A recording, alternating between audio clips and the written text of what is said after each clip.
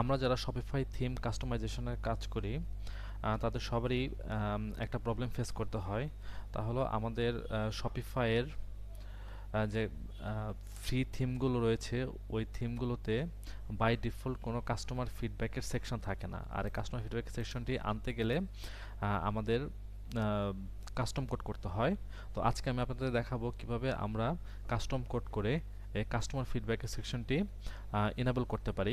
খুবই সিম্পল। আমি আমি কোডের লিঙ্ক আমার ডিসক্রিপশন বক্সে দিয়ে দেবো, আপনারা জাস্ট কপি অ্যান্ড পেস্ট করে আহ, এই সেকশনটি ইনেবল করতে পারেন। তো চলুন দেখা যাক কিভাবে আমরা এই কাজটি করতে পারি। প্রথমে আমরা থিম সেকশনে চলে আসব। যে থিমে আমরা এই কাস্টমার সেকশনটি ইনেবল করব ওই থিমের এডিট অপশনে যাব।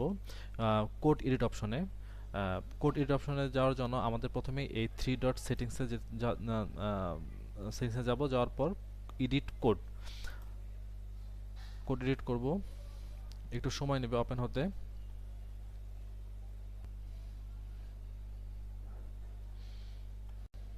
লোডিং হচ্ছে।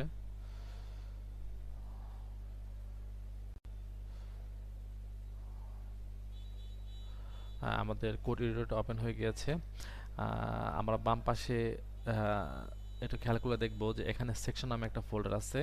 আমাদের এই সেকশন ফোল্ডারে কাজ করতে হবে।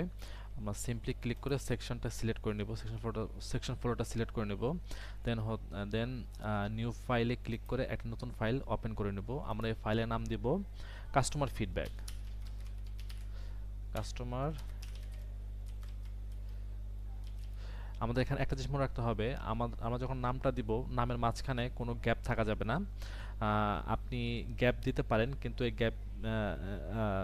গ্যাপে আপনাকে অবশ্যই হাইফেন অথবা ব্যাকস্ল্যাশ ইউজ করতে হবে। আর এক্সটেনশন হবে ডট লিকুইড। এটা খুব ইম্পর্ট্যান্ট।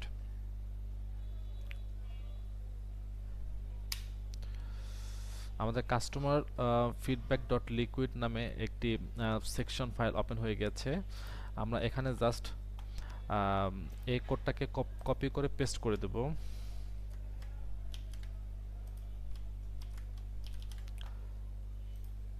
কপি করে এখানে সিম্পলি পেস্ট করে দেব।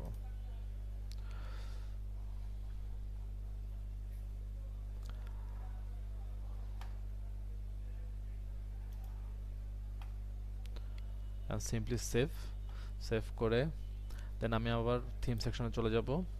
থিম সেকশনে এডিট থিমে যাব।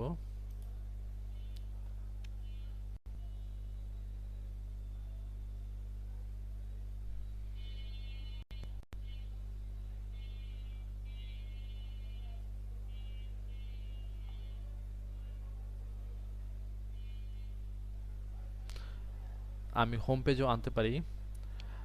আবার চাইলে আমি অন্য কোনো পেজেও এই সেকশনটাকে ইন্টিগ্রেট করতে পারি। সো আমি হোম পেজে আনবো না, আমি নতুন একটা পেজ নিব। আমরা সবাই জানি কিভাবে নতুন একটা পেজ এনেবল করতে হয়।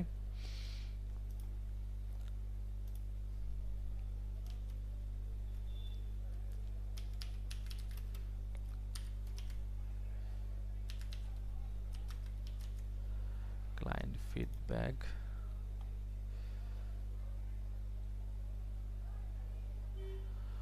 নতুন পেজ চলে এসেছে। আমরা এখানে এটার নামটা চেঞ্জ করে দেব, হাইড করে দিচ্ছি।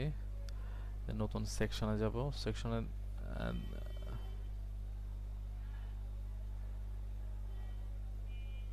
এই যেখানে দেখেন কাস্টমার ফিডব্যাক নামে আমার সেকশনটা, কিছুক্ষণ আগে যে সেকশনটা ক্রিয়েট করেছি ওই সেকশনটা আমার কিন্তু চলে আসছে।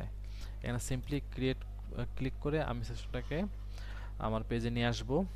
এখন বর্তমানে এটা ব্ল্যাঙ্ক আছে, আমরা চাইলে এখানে এই নামটাকে চেঞ্জ করতে পারি, হেডিংটা চেঞ্জ করতে পারি। বাই ডিফল্ট এখানে দেয়া আছে হোয়াটসঅ্যাপ কাস্টমার সেস, আমি এখানে দিতে পারি যে কাস্টমার ফিডব্যাক।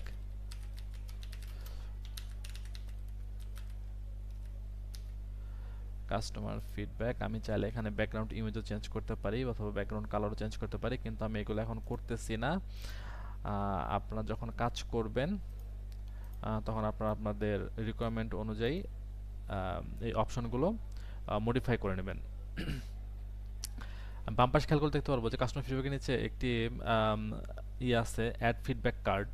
এই ফিডব্যাক কার্ড হচ্ছে যে প্রত্যেকটা কার্ড যেখানে কাস্টমার ফিডব্যাকগুলো থাকবে। আমি যদি এখানে অ্যাড করি, দেখেন আমার এখানে একটা অলরেডি একটা ফিডব্যাক কার্ড চলে আসছে। আমি যত এখানে অ্যাড করব তত এক একটা কার্ড আমার এখানে শো করবে, 4টা 5টা, আপনাদের যতগুলো দরকার ততগুলো আপনারা নিয়ে নেবেন। আর এই কার্ডগুলোকে এডিট করতে গেলে আমরা সিম্পলি কার্ডের উপর ক্লিক করব। ক্লিক করার পরে কার্ডের দেখেন কন্টেন্ট চেঞ্জ করার অপশন দিয়ে দিয়েছে। আমরা এখানে দিস ইজ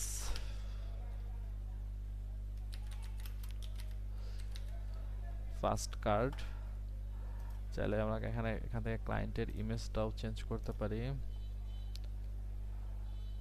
নামটাও দিতে পারি।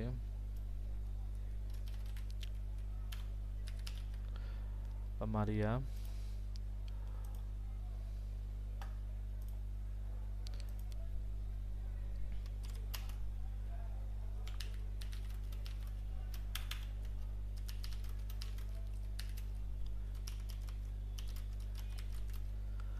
সেকেন্ড কার্ড, আমি এখানে এই ইমেজটি ইউজ করতেছি জাস্ট আপনাদের দেখানোর জন্য।